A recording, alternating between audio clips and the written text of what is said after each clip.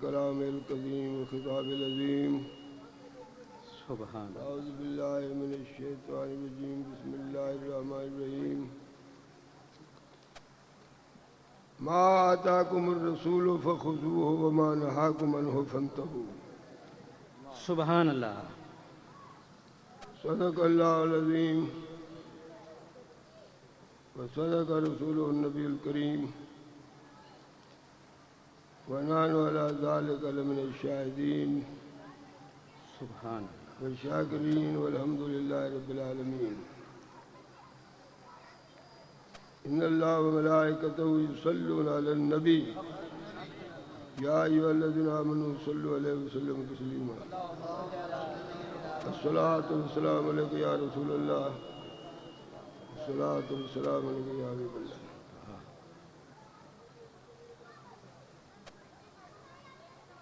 چونکہ میں اسٹیج پر بیٹھے ہوئے بزرگان ملت، علماء کرام، مشائخ الزام کے اسماء گرامی سے واقف نہیں ہوں، اس لیے فردن فردن آپ کے اسم مبارک لینے کی سعادت حاصل نہیں کر سکتا. بس اتنا عرض کرتا ہوں بزرگان ملت اور برادران اسلام. عزیز گرامی، محمد ظہور صاحب سہروردی سلام اللہ تعالی اور ان کے تمام برادران عزیز اس گناہگار کو بلانے کے لیے ان کو بڑی جدوجہد کرنی پڑی، کیونکہ وہاں بہت ہی مصروف تھا. میں نے انکار ہی کر دیا تھا کہ میں حاضر نہیں ہو سکتا، مگر الحمدللہ آپ حضرات کی زیارت اللہ نے کرانی تھی، آپ کی خدمت میں حاضر ہونے کا شرف حاصل ہونا تھا. اس لیے اللہ تعالیٰ نے اپنے حبیب پاک سرور کائنات صلی اللہ علیہ وسلم کے وسیلے سے ان تمام مصروفیتوں کے باوجود یہ گناہگار خاکسار آپ حضرات کی زیارت کے لیے حاضر ہو گیا ہے. سبحان اللہ. کیونکہ یہ آج کی مقدس اور مبارک تقریب محمد ظہور صاحب سہروردی اور ان کے برادران عزیز کے والد محترم عاشق حبیب خدا صلی اللہ علیہ وسلم حضرت الحاج شیخ محمد یاسین رحمۃ اللہ تعالی علیہ کی یاد میں منعقد ہو رہی ہے. اس لیے میں اس تقریب کی مناسبت ہی سے چند باتیں آپ کی خدمت میں عرض کروں گا، اور ان باتوں کے عرض کرنے سے پہلے جو آیت کریمہ اس گناہگار نے تلاوت کرنے کا شرف حاصل کیا ہے بفضل تعالی، اس کا ترجمہ تو آپ کو یاد ہی ہوگا. علماء بیٹھے ہیں، انہوں نے آپ کو بہت کچھ سنایا ہوگا اور سناتے رہتے ہیں، تاہم یاد دہانی کے طور پر اس کا ترجمہ آپ کی خدمت میں پیش کرتا ہوں. میرے بعد انشاءاللہ آپ کے نہایت ہی محبوب اور میرے دل بند عزیز گرامی سید محمد فصیح الدین سہروردی صلی اللہ علیہ تشریف لائیں گے. پھر انشاءاللہ کافی دیر تک آپ ان کو سنیں گے. آپ نہایت محبت اور ذوق شوق عشق رسول پاک صلی اللہ علیہ وسلم سے سرشار ہو کر بیٹھیے. جو آیت میں نے تلاوت کی ہے وہ صرف اس لیے کی ہے تاکہ ایک مسئلہ آپ کی خدمت میں پیش کر سکوں.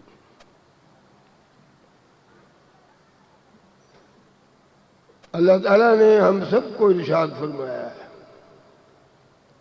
اگرچہ ہم دنیا میں اس وقت بدعملی کا شکار ہیں،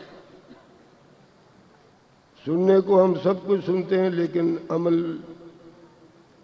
صفر کے برابر بھی نہیں ہے، ادھر سے سنا اور ادھر سے نکال دیا۔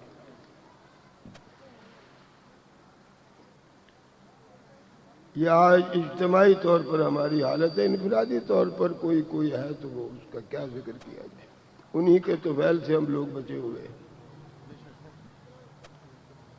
اجتماعی طور پر یہ قوم اسلام کو چھوڑ بیٹھی ہے،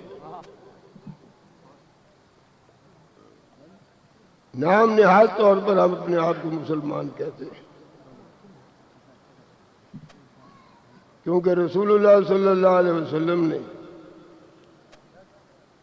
آج سے 1400 سال یہ بات ارشاد فرما دی ہے۔ حضرت عمر رضی اللہ تعالیٰ عنہ کو مخاطب کرتے ہوئے، اے عمر، ایک وقت ایسا آنے والا ہے، لیس المسلمون یجتمعون فی المساجد ویقولون لا الہ الا اللہ علی الرسم، کہ وہ وقت آنے والا ہے جب مسلمان بڑی کثیر تعداد میں جمع ہوا کریں گے مسجدوں میں یا مجلسوں میں،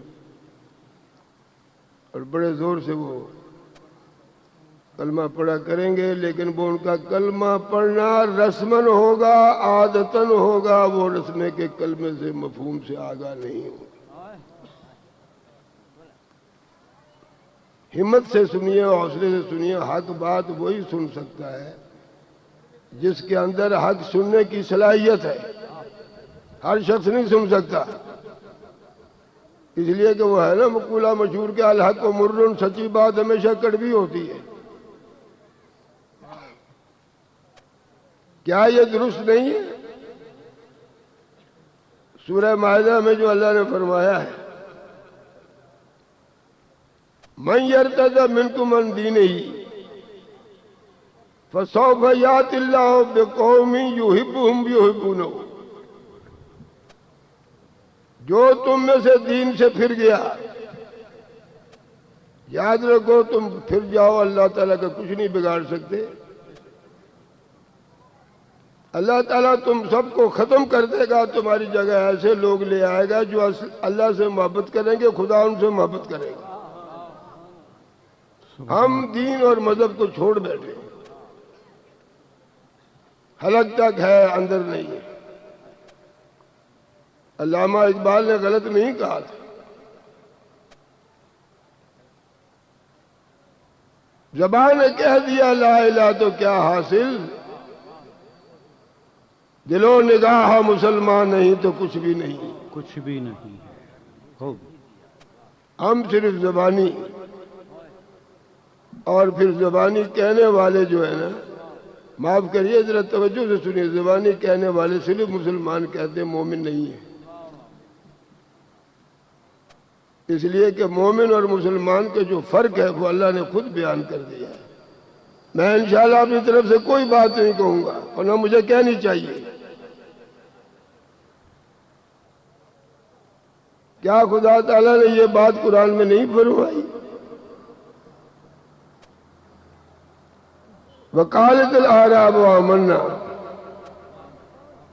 اے محبوب لوگ آپ کی خدمت میں اعراب حاضر ہو کر کہتے ہم ایمان لائے۔ وقالت الاعراب آمنا، اعراب آپ کی خدمت میں آ کر کہتے ہم ایمان لائے۔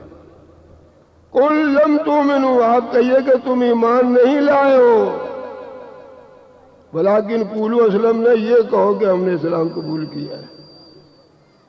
ولما يدخل الایمان فی قلوبکم، ایمان تمہارے دلوں میں داخل نہیں ہوا ہے۔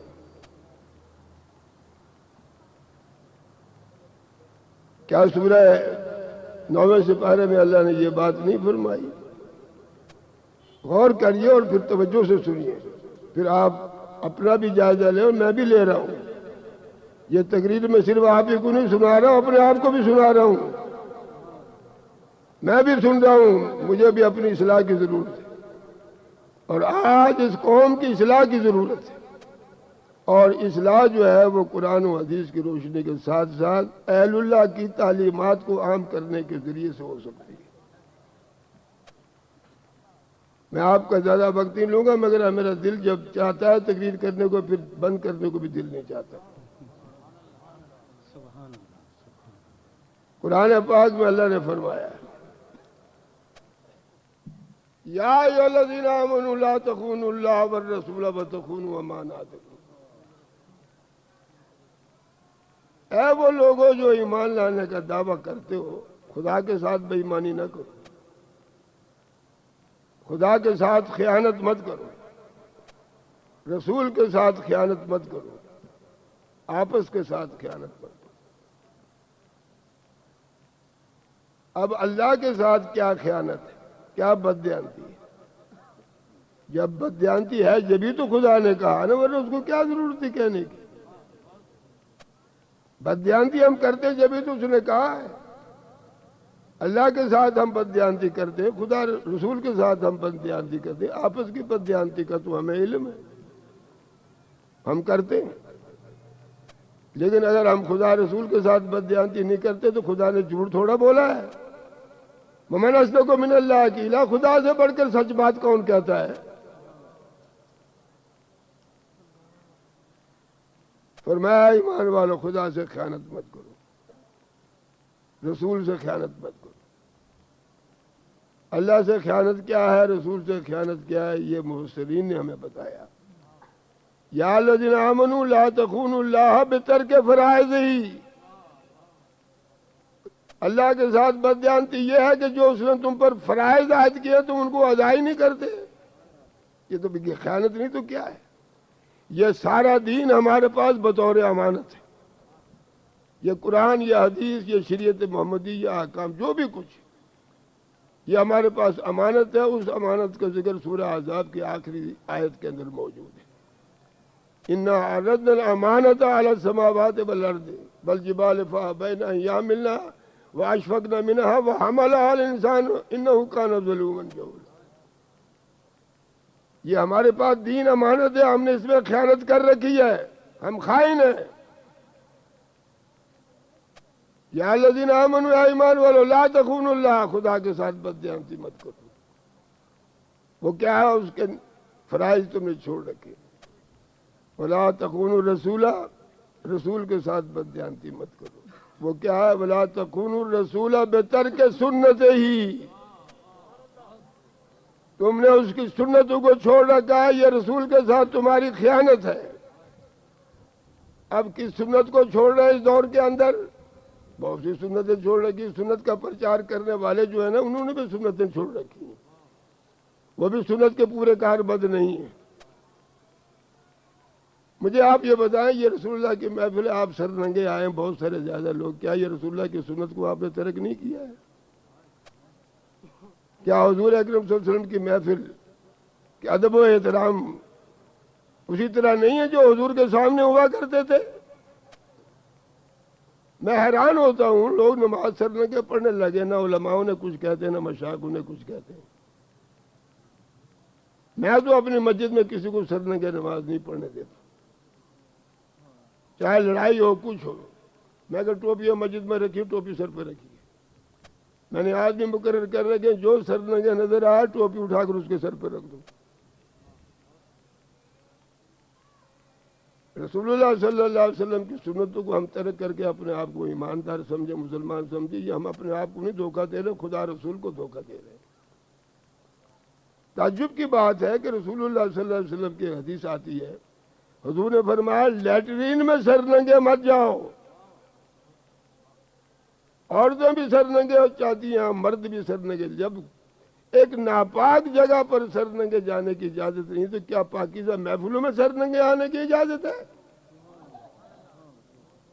کیا یہی سنت کی پیروی ہے؟ کیا مسجدوں میں سر ننگے نماز پڑھنے؟ کوئی بتا سکتا ہے کہ رسول اللہ صلی اللہ علیہ وسلم یہ صحابہ نے یا ائمہ دین ہے، ائمہ مجتہدین ہے؟ اللہ اکبر، یا رسول اللہ، ابھی حضور نے سر ننگے نماز پڑھی ہے؟ قربان جائیں محبوب سبحانی قطب ربانی حضرت شیخ سید عبد القادر جیلانی. افسوس لوگ قادری اپنے آپ کو کہتے ہیں، سہروردی کہتے ہیں، نقشبندی کہتے ہیں، چشتی کہتے ہیں، اور یہ لیبل ہم نے لگا رکھے ہیں صرف چشتی، قادری، نقشبندی، سہروردی کہنے کے. ہمیں یہ توفیق ہی نہیں ہے کہ ہم اس سلسلے کے اکابرین کی تعلیمات کو پڑھیں اور اس پر عمل کریں. حضرت غوث پاک عجت الطالبین کے اندر فرماتے جب سے امر بالمعروف اور نہی عن المنکر کا کام علماء مشائخ نے چھوڑا ہے، قوم بدرا ہو گئی ہے. قوم کے اندر خرابیاں پیدا ہو گئی ہیں، اور پہلے یہ خرابیاں نچلے طبقے کے لوگوں میں آئیں، اس کے بعد متوسط طبقے میں لوگوں میں آئیں، اس کے بعد یہ خرابیاں علماء اور مشائخ کے بھی اندر آ گئیں. جب ہم کسی کو برائی سے نہیں منع کریں گے تو یہ ہمارے فرائض کے اندر داخل ہے، یہ تو ہماری ڈیوٹی ہے. حضرت پیر کرم شاہ صاحب رحمۃ اللہ علیہ کی تفسیر میں ایک واقعہ لکھا ہے کہ اللہ تعالیٰ ایک بستی کے بداعمال لوگوں پر اپنا عذاب نازل کرنا چاہتا تھا. فرشتہ عذاب کا بھیجا اس عذاب کو نازل کرنے کے لیے. اس فرشتے نے کہا باری تعالیٰ اس بستی میں تیرا ایک ایسا بندہ بھی رہتا ہے جو دن رات تیری عبادت میں مصروف رہتا ہے، تیری عبادت کرتا رہتا ہے، اس پر کیسے عذاب نازل کرنے کا ارادہ؟ فرمایا پہلے اسی پر عذاب نازل کرو، اس لیے کہ اس کو کسی کی برائی معلوم ہی نہیں ہوتی تھی، نہ اس نے کبھی منع کیا، نہ اس نے دل میں برا منایا کہ یہ کام برا ہے. تو حضرات گرامی آئندہ اس بات کا خیال رکھیے، رسول اللہ کی محفل جہاں ہو با ادب آئیے، با وضو آئیے، پورا لباس پہن کر آئیے. پورا لباس ٹوپی سمیت ہوتا ہے، ورنہ سر ننگا جو ہے نا پورا لباس نہیں ہے. اس تمہید کے بعد جس اللہ کے بندے کے لیے یہ محفل سجائی گئی ایصال ثواب کی غرض سے، اس سلسلے میں چند باتیں عرض کر کے ختم کروں گا. اس کے بعد انشاءاللہ آپ کو نعت سناؤں گا.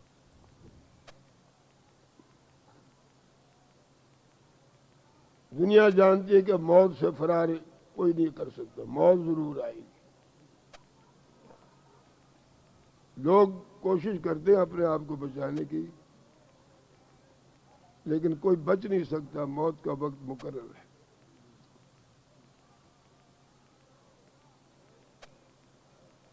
کاش ہمیں مومنانہ موت آئے، کاش ہمیں سچے مسلمانوں کی طرح موت آئے. کیا قرآن میں خدا نے نہیں فرمایا یا الذین آمنوا لا تموتن الا انتم مسلمون؟ اس وقت موت تمہیں نہیں آنی چاہیے جب تم سچے مسلمان نہ بن جاؤ. تمہیں جب موت آئے تو سچے مسلمان کی حیثیت سے تمہیں موت آنی چاہیے.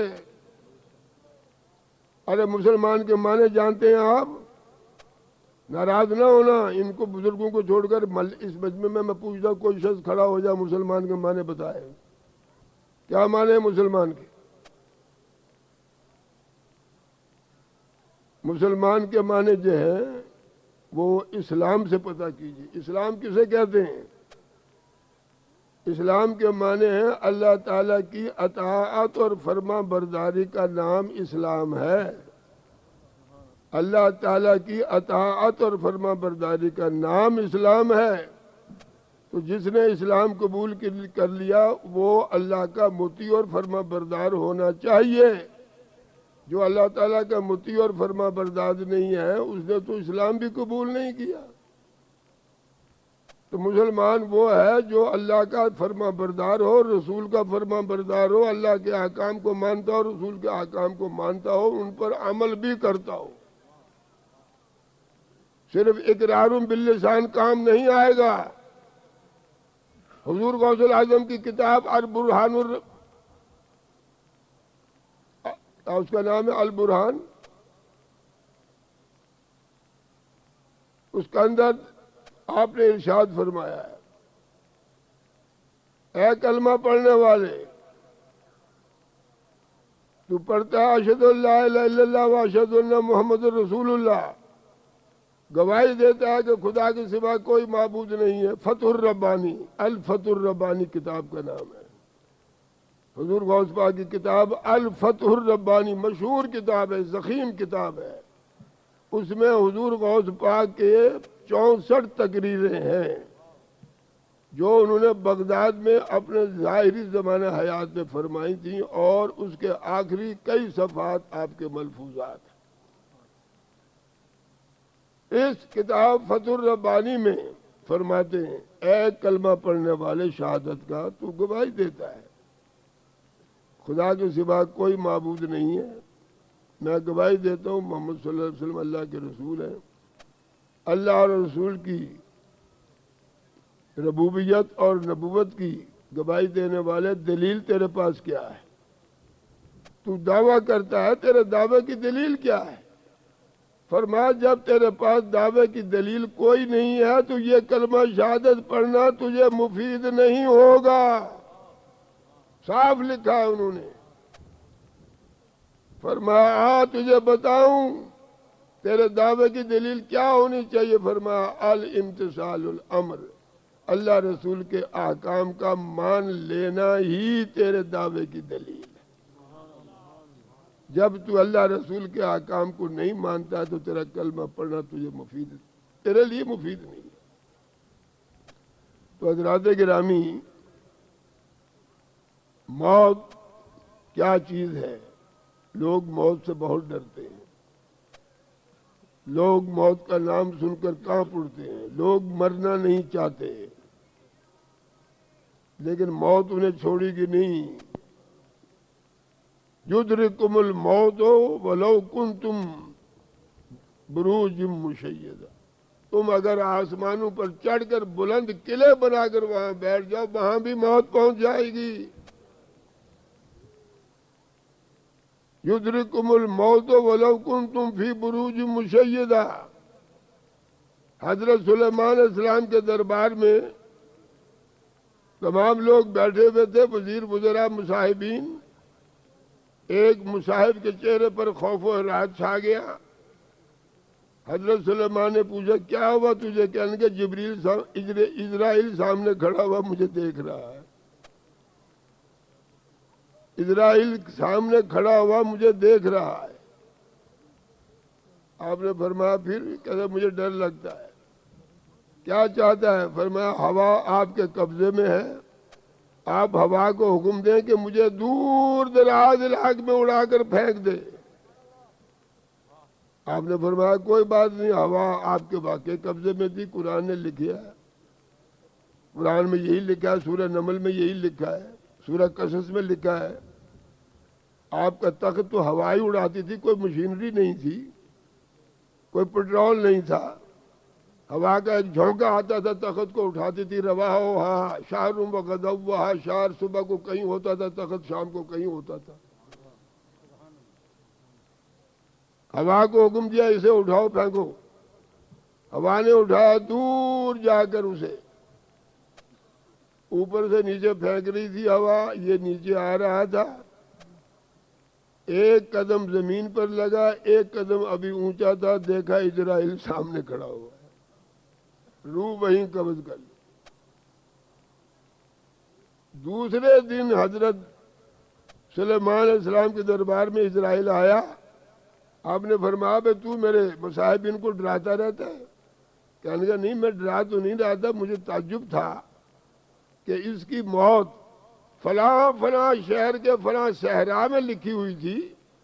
میں نے دیکھا یہ شام کے علاقے میں آپ کے پاس بیٹھا ہوا، یہ وہاں کیسے پہنچے گا؟ دیکھیے موت کا وقت مقرر ہے، بیماری مقرر ہے، جگہ مقرر ہے، قبر کا وقت مقرر ہے، موت کا طریقہ مقرر ہے، جہاں دفن ہونا وہاں مقرر ہے، سب چیز مقرر ہے. اسرائیل نے کہا میں حیران تھا، یہ شام کے علاقے میں آپ کے تخت پر بیٹھا ہوا، اس کی موت تو بہت دور ایک صحرا میں تھی. مجھے تو صحرا میں جانا تھا، یہاں تو میں اس کی روح قبض نہیں کر سکتا تھا. مجھے حیرت ہوتی تھی کہ یہ وہاں کیسے جائے گا. فرمایا میں جب وہاں پہنچا یہ تو وہیں تھا. یاد رکھیے موت جہاں لکھی ہوئی ہے وہاں کوئی نہ کوئی بہانہ جانے کا بن جاتا ہے. قدرت اسے وہاں پہنچا دیتی ہے. حضرت قاضی شیخ کیا نام محمد یاسین صاحب دنیا سے تشریف لے گئے. ہر شخص نے جانا ہے، مگر موت میں فرق ہے. ہمیں موت کا تصور بہت گھبراہٹ پیدا کرتا ہے، مگر بزرگان دین اولیاء کرام نے فرمایا الموت تحفۃ المومن، موت جو ہے وہ مومن کا تحفہ ہے، مومن کا تحفہ ہے. اسے موت سے ڈرنا نہیں چاہیے، تو اس کے لیے تحفہ ہے. بلکہ حضور نے فرمایا الموت جسر یوصل الی الحبیب الی الحبیب، کہ موت ایک پل ہے، ادھر محبوب بیٹھا ہے، ادھر اس کا دوست بیٹھا ہے. جب تک اس پل کو پار نہیں کرے گا محب محبوب سے ملاقات نہیں کر سکتا. الموت جسر یوصل الحبیب الی الحبیب، موت ایک پیغام ہے، خوشی کا پیغام ہے، اللہ کی بارگاہ میں جانے کا پیغام ہے، رسول اللہ کا دیدار کرنے کا پیغام ہے، جنتیوں کے اندر صحابہ کرام سے ملنے کا پیغام ہے، اپنے نیک اور پاک لوگوں سے ملنے کا پیغام. اللہ کسی نے حضرت داؤد طائی کو دیکھا، یہ امام کشیری رحمۃ اللہ علیہ نے رسالہ کشیریہ پڑھی ہے، کئی 100 صفحات کی کتاب ہے. حضرت داؤد طائی 900 برس پہلے کی بات ہے. کسی نے داؤد طائی کو خواب میں دیکھا، بڑے دور تیزی سے بھاگ رہے ہیں، بڑی تیزی سے بھاگ رہے ہیں. خواب میں ان سے پوچھا گیا کیوں تیزی سے بھاگ رہے ہو؟ فرمایا الحمدللہ قید خانے سے ابھی چھوٹا ہوں، قید خانے سے چھوٹا ہوں، میں ڈرتا ہوں کہیں دوبارہ قید خانے میں نہ پہنچ جاؤں. اللہ اللہ. خواب دیکھنے والے کی آنکھ کھل گئی، کہنے لگا ذرا پتہ کرو داؤد طائی دنیا سے چلا تو نہیں گیا؟ معلوم کیا تھا ابھی رخصت ہوا ہے. ارے یہ قید خانہ ہے دنیا. حضور نے خود فرمایا ہے الدنیا سجن للمومن وجنت للکافر، مومن کے لیے دنیا قید خانہ ہے. کون چاہتا ہے قید خانے میں رہے؟ ہم یہاں سے جانا ہی نہیں چاہتے، ہمیں جانا پڑے گا، ضرور جانا پڑے گا، طوعاً و کرہاً، یا خوشی سے. یہ مومن کے لیے قید خانہ ہے، یہاں ہم نے رہنا نہیں ہے. ہم نے ایک عارضی طور پر ایک اسٹیشن ہے، ہمارا ایک منزل ہماری دور ہے، ہم ایک اسٹیشن پر رک گئے ہیں، گاڑی چلنے والی ہے، ہماری گاڑی کسی اور جگہ پہنچے گی. حضرت عاشق رسول شیخ محمد یاسین صاحب دنیا سے رخصت ہو گئے. آج ان کا نام ادب و احترام سے لیا جا رہا ہے. آج ان کی روح کو ثواب پہنچانے کے لیے رسول اللہ کے ذکر کی محفل سجائی گئی ہے، اور اس ثواب کے پہنچانے کا ثبوت قرآن میں بھی موجود ہے، حدیث میں بھی موجود ہے. جو ایصال ثواب کے قائل نہیں ہیں وہ بیچارے محروم رہیں گے، ان کو کوئی ثواب نہیں پہنچائے گا. قرآن میں آتا ہے، اللہ تعالیٰ نے ہمیں بتایا یا الذین آمنو، اے ایمان والو، جب تم دعا کرو اپنے اکیلے کے لیے دعا مت کرو، یوں کہو ربنا اغفر لنا ولاخواننا الذین سبقونا بالایمان، یا اللہ ہمیں بھی بخش دے اور ہمارے پہلے جو دنیا سے ایمان کے ساتھ چلے گئے ان کو بھی بخش دے. اگر ان کو ہماری دعا سے فائدہ نہیں پہنچتا تو خدا نے ان کے لیے ہمیں دعا مغفرت کا کیوں حکم دیا؟ بتائیے. تو قرآن ہے، یہ قرآن کا انکار کر دیجیے آپ. حدیثیں تو بے شمار ہیں. ربنا اغفر لنا، یا اللہ ہمیں بخش دے، ولاخواننا، ہمارے ان بھائیوں کو بخش دے، الذین سبقونا بالایمان، جو ہم سے پہلے دنیا سے ساتھ ایمان کے چلے گئے. حضرت محمد یاسین صاحب ساتھ ایمان کے جائیں، یہ ثواب ان کو انشاءاللہ بہت اچھے طریقے سے پہنچے گا. حضرات گرامی، بات لمبی ہوتی چلی جا رہی ہے، ذرا غور فرمائیں. حضرت امام غزالی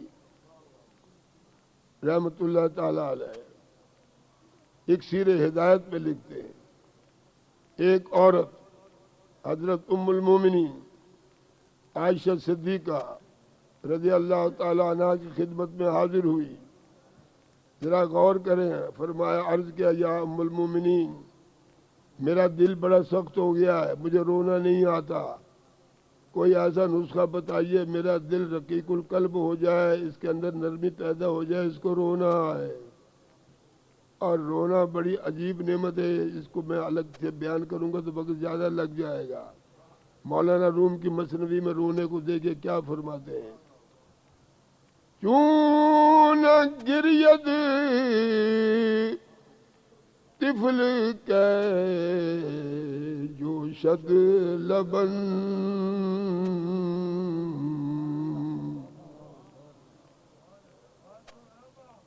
کیوں نہ گرید لبن اے جو، کیوں نہ گرید طفل کے جوشد لبن، کیوں نہ گرید ابر کے خندد چمن،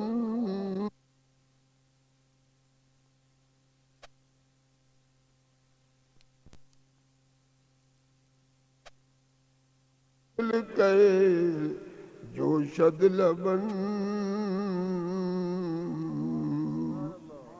کیوں نہ گرید ابر کے خندد چمن۔ فرمایا بچہ روتا ہے تو ماں کے سینے میں جو دودھ جو ہے وہ جوش مارتا ہے، اس کو جلدی سے پکڑ لیتی ہے۔ فرمایا جب انسان اپنے گناہوں سے روتا ہے تو آسمان سے رحمت کے بارش برسنے لگتی ہے اس کی مغفرت کے لیے۔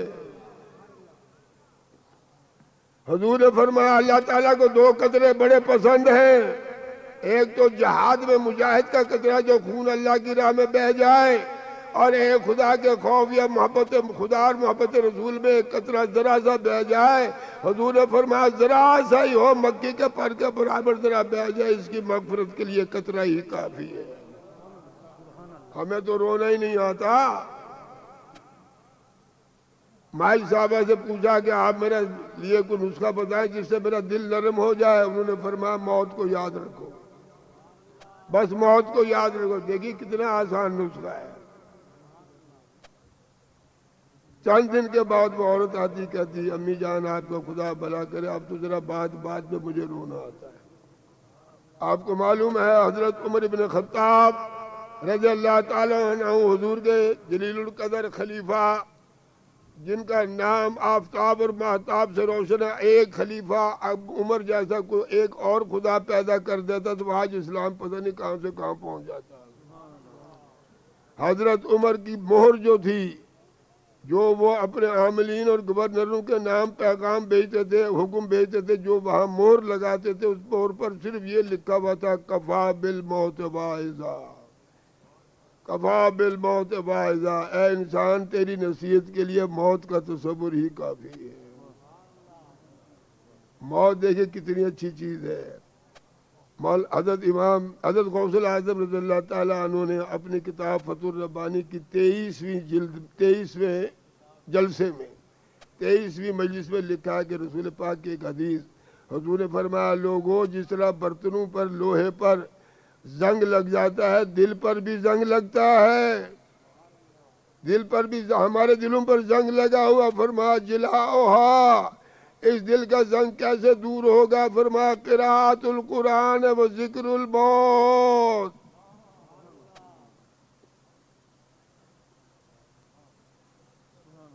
تین باتوں سے فرمایا یہ دل کا زنگ دور ہوگا، تین باتوں سے، ایک تو ہمیشہ قرآن پڑھو، قرآن پڑھو، قرآن پڑھو، کثرت سے قرآن پڑھو۔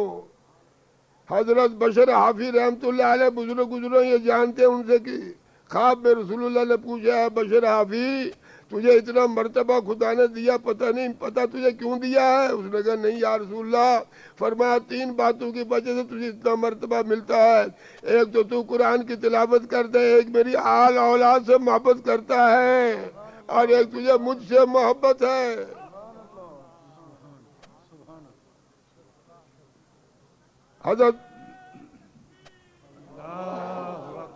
حضرت عمر کی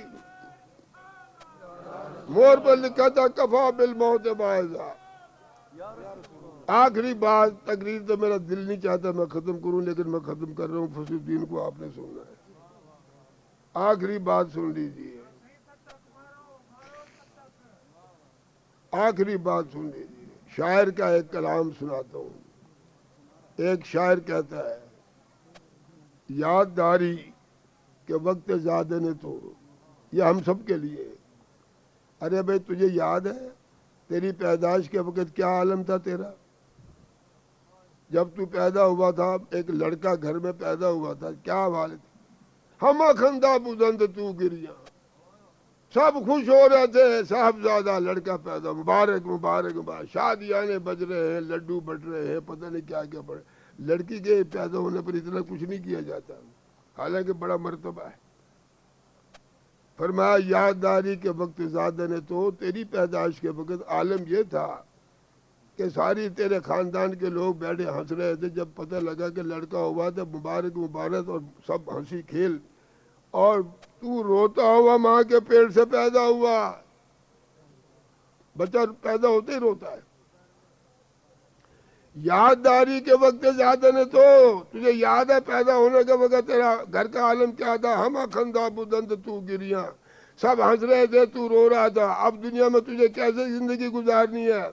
فرمایا چنا جی کے وقت رفتہ نے دو، ہم گریاں بلند تو خندہ۔ اب اس طرح دنیا میں زندگی گزار، جب تیرا آخری وقت آ جائے چارپائی پر، تو مر رہا ہو، سب رو رہے ہو، تو ہنس رہا ہو،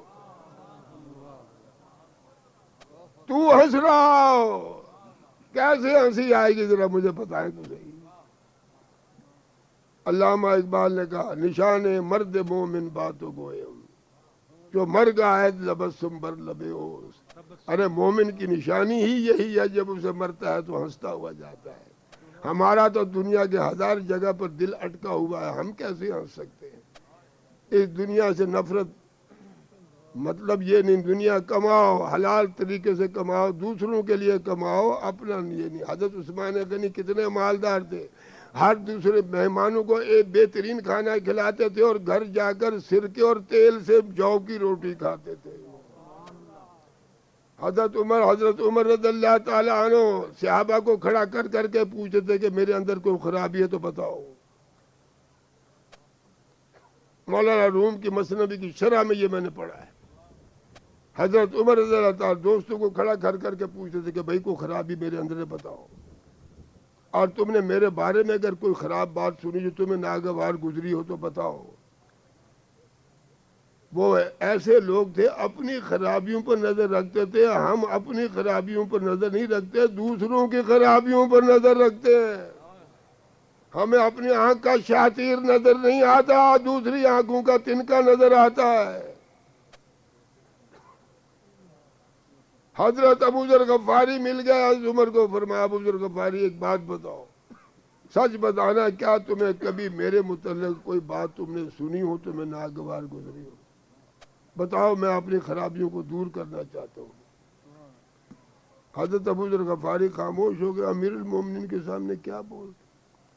جب انہوں نے بار بار تسلی دی کہ دیکھیے گھبرانے کی کوئی بات نہیں، میں آپ سے پوچھ رہا ہوں۔ حضرت ابو ذر غفاری نے جب دیکھا کہ بہت دباؤ ہے مجھ پر، بتاؤ، آپ نے فرمایا ہاں 2 باتیں میں نے آپ کے لیے سنی تھیں جو مجھے ناگوار گزری۔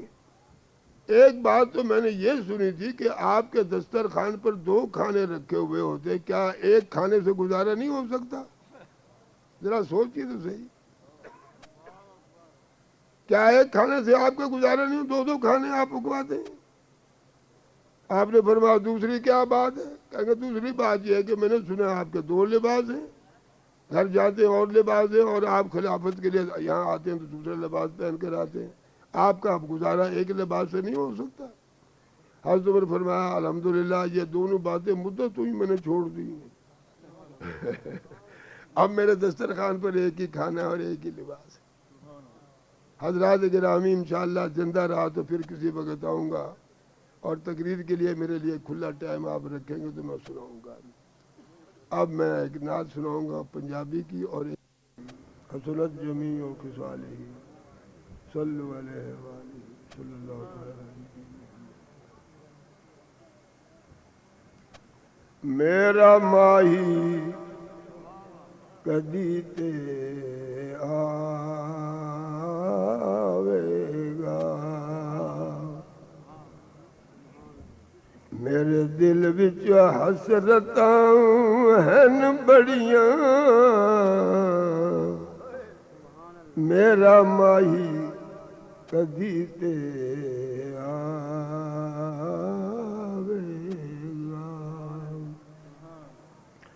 میرا ماہی کدی تے آوے گا او میرے دل وچ حسرتاں ہن بڑیاں او پر دلا صبر دا پلا نہ چھڑ دے اس راہ دیاں منزلاں ہن کڑیاں اے دلا صبر دا پلا نہ چھڑ دے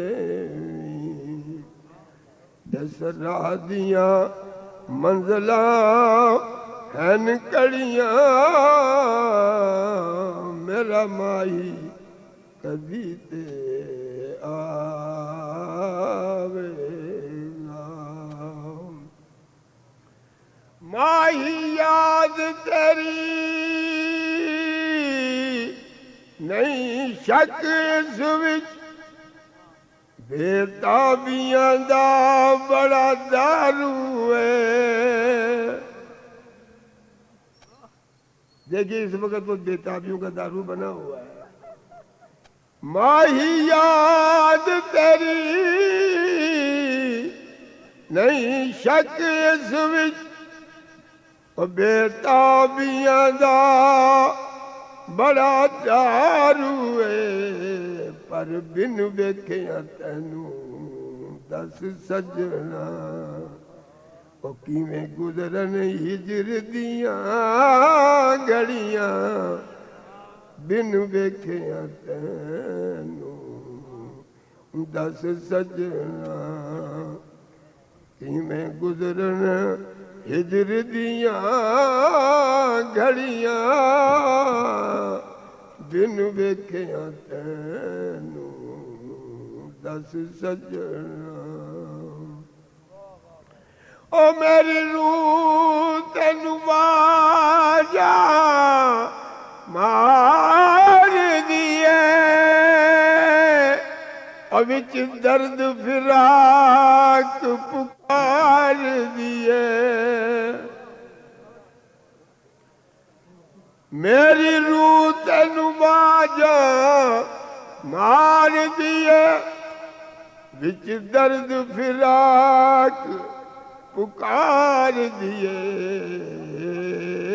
کر وصل عطا ملے آزادی میں ہجر دے پنجرے وچ تڑیاں کر وصل عطا ملے آزادی یہ شیر ہے 6 3 پڑھ لیے 3 باقی ہیں کر وصل عطا ملے آزادی میں ہجر دے پنجرے وچ تڑیاں کر وصل عطا ملے آزادی آقا مینوں لگ گیا روگ گناہ دا او تمہیں آسان میری تمہیں مرکز میریاں آسان دا مینوں لگ گیا روگ گناہ دا تمہیں مرکز میریاں آسان دا جد تیک نہ تیرا گزر ہو جد تیک نہ تیرا کرم ہو سی کی کر سن بوٹیاں تے جڑیاں جد تیک نہ تیرا کرم موسی سنیے جیڑے دل دیاں جیڑے اپنے دل دیاں کھیتیاں نو او تیرے عشق دا پانی دیندے نے جیڑے اپنے دل دیاں کھیتیاں نو تیرے عشق دا پانی دیندے نے کٹ لین گے جنت وچ جا کے کٹ لین گے جنت وچ جا کے رحمت دیاں فصلاں ہن کھڑیاں او کٹ لین گے جنت وچ جا کے رحمت دیاں فصلاں ہن کھڑیاں کٹ لین گے جنت وچ جا کے آخری شعر عقیدے کا شعر ہے ارشاد آقا تینوں علم ہے میریاں حالاں دا او میرے دل دا میریاں نیتاں دا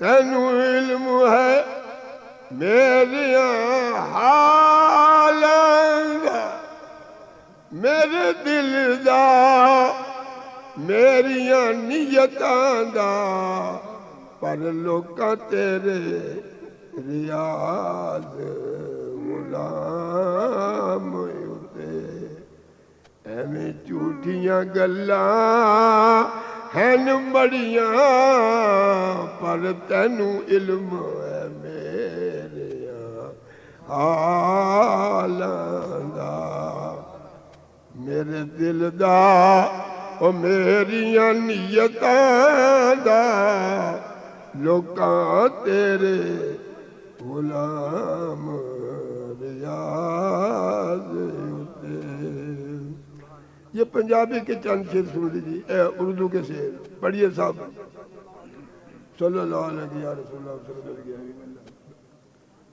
آتی رہے گی یاد مدینہ کہیے آتی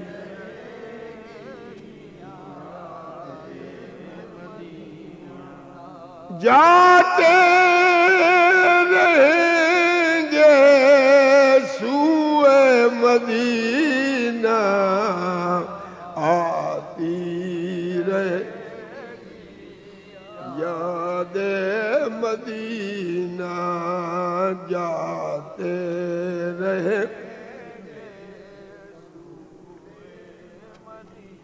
اور سنیے یاد مدینہ یاد نبی ہے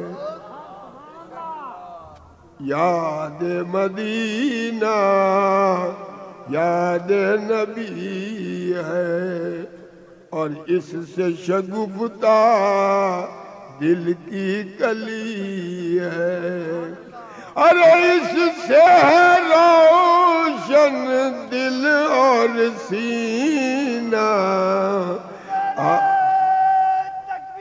اللہ اکبر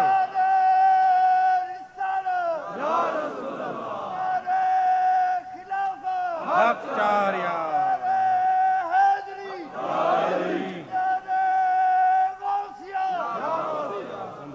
انشاءاللہ ہر ایک راہ ہے مہکی مہکی ہر ایک راہ ہے مہکی مہکی کیا یہ بات اور نہیں ہے سچی آپ کی ہے خوشبو پسینہ آپ کی ہے خوشبو پسینہ آتی رہے گی، یاد مدینہ جاتے رہیں گے اور شعر مولانا فرمائے یہ دنیا کیا ہے انگوٹھی ساری دنیا. اب انگوٹھی کا نگ دیکھیے کون سا ہے انگوٹھی ساری دنیا. روشن روشن گنبد خضرا، روشن روشن گنبد خضرا.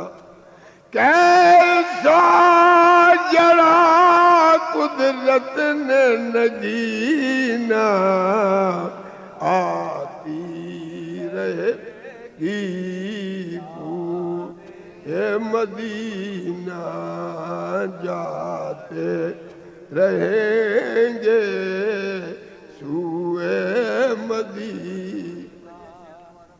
اچھا جی ہے انگوٹھی ساری دنیا، روشن روشن گنبد خضرا. کیسا جڑا قدرت نے نگینا، آتی دے مدینہ جاتے رہیں گے سو.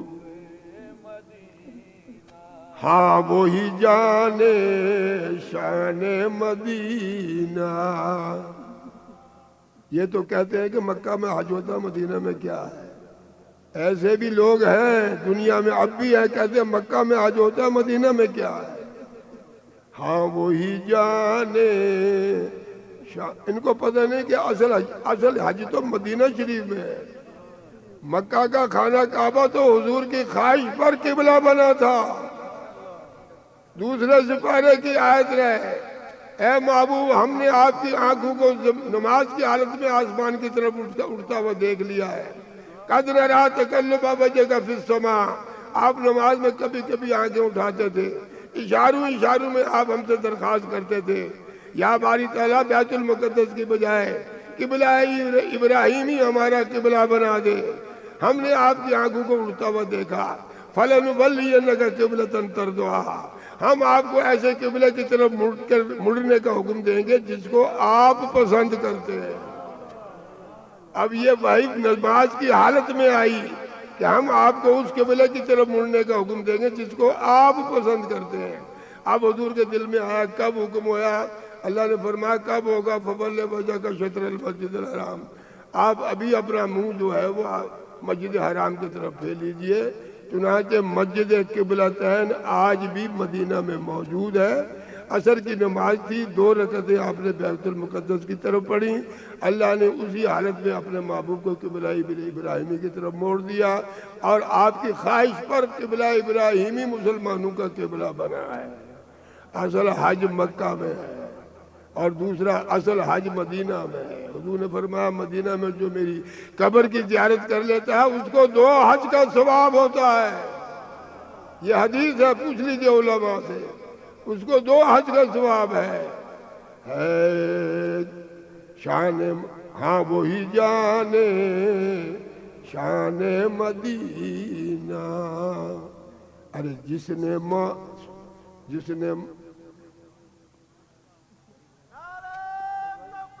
اللہ اکبر یا رسول اللہ حج چاہیے. ہاں وہی جانے شان مدینہ جس نے سیکھا ادب کا کرینہ. آنکھ ہے جس کے دل کی بینا یہ آتی رہے گی یاد مدینہ، جاتے رہیں گے۔ آخری شعر دیکھیے، آخری شعر، اب تو نہیں خوف غرقابی، ڈوبنے کا خوف ختم ہو گیا، اب ہم ڈوبیں گے نہیں انشاءاللہ تعالی۔ قیامت میں حضور نے فرمایا لوگ اپنے پسینے میں ڈوب جائیں گے، اب نہیں خوف غرقابی۔ ارے تجھ پہ ریاض ہے فضل باری، تجھ پہ ریاض ہے فضل باری۔ وہ کیا ہے؟ شہر مدینہ تیرا سفینہ، شہر مدینہ تیرا سفینہ، آتی رہے گی بوئے مدینہ، جاتے رہیں گے سوئے مدینہ۔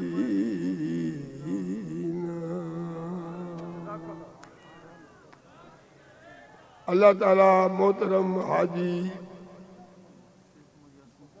شیخ محمد یاسین صاحب کی اولاد میں، ان کے گھر بار کے لوگوں میں عمر میں برکت دے، کاروبار میں برکت دے، اور اس مبارک ثواب کے پہنچانے کے لیے اللہ جزائے خیر عطا فرمائے۔ مسلمان زیستن گر تو میخواهی مسلمان زیستن، نیست ممکن جز بقرآن زیستن۔ سامعین محترم، کلام ربانی کے بعد اب ذکر ہوتا ہے محبوب رب جلیل کا۔ مدحت کی ابتدا ہے درود و سلام سے، محفل میں روشنی ہے محمد کے نام سے۔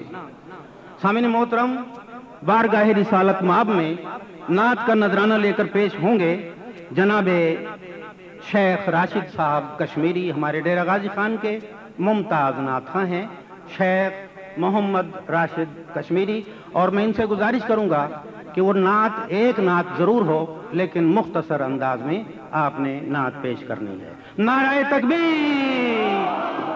ذرا بلند آواز میں، عظیم لوگ، بہت سے لوگ یہاں پر تشریف فرما ہیں، حد نگاہ تک آدمی ہی آدمی نظر آ رہے ہیں۔ اللہ اکبر! یا رسول اللہ، رسول اللہ، حق چار یار، پڑھیے صلی اللہ، مل کے پڑھیے درود شریف۔ علیکہ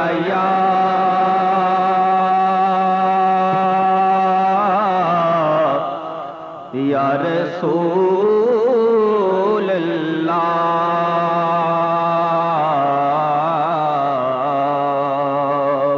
وسلم علیکہ یا حبیب اللہ، صلی اللہ علیکہ یا رسول اللہ، وسلم علیکہ یا حبیب اللہ۔ لگڑی بھی بنائیں گے،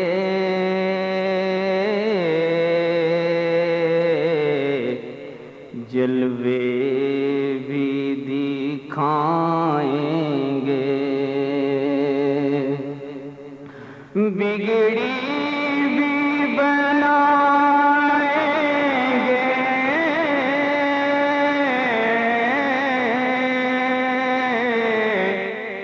جلوے بھی دکھائیں گے، گھبراؤ نہ دیوانوں، سرکار بلائیں گے، گھبراؤ نہ دیوانوں، سرکار بلائیں گے ہم مسجد نبوی کے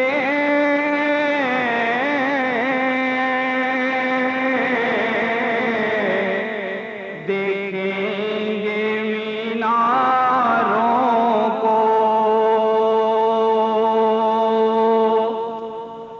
ہم مسجد نبوی کے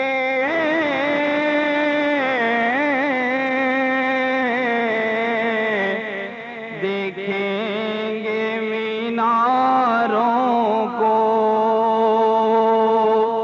اور گنبد خضرا کے پر نور نظاروں کو ہم جا کے مدینہ پھر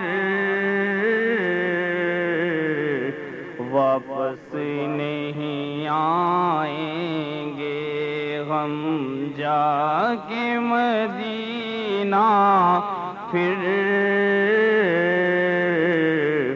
واپس نہیں آئیں گے مل جائیں گی تعبیریں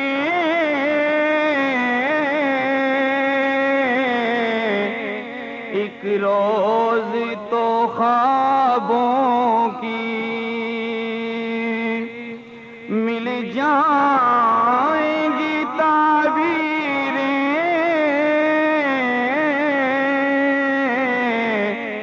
ایک روز تو خوابوں کی گر جائیں گی دیواریں سب دیکھنا راہوں کی ہم روضہ اقدس پر